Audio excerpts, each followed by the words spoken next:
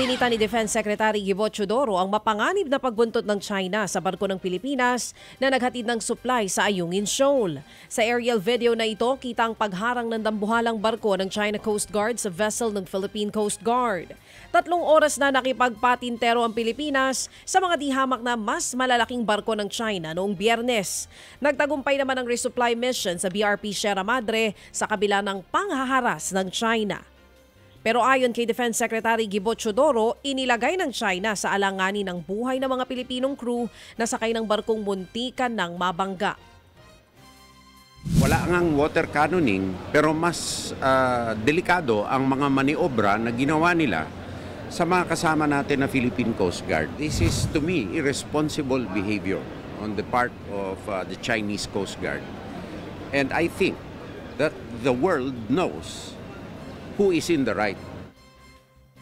Yan po ang tinig ni Defense Secretary Gibo Teodoro. Ayon sa AFP, ang mapanganib na pagmaniobra ng China ay paglabag daw sa 1972 Coalition Regulation na signatory sila.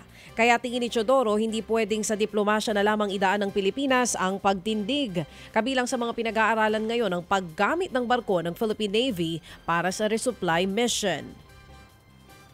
Kapag hindi po malakas ang spinal cord nitong diplomasya, ay gagamitin lamang ito para itulak tayo ng paatras at ng paatras. Nangingibabaw po ang malalakas sa mahihina. Ted Filon at DJ Chacha ngayon nasa Radyo 5 92.3 News FM Monday to Friday 6 to 10 a.m.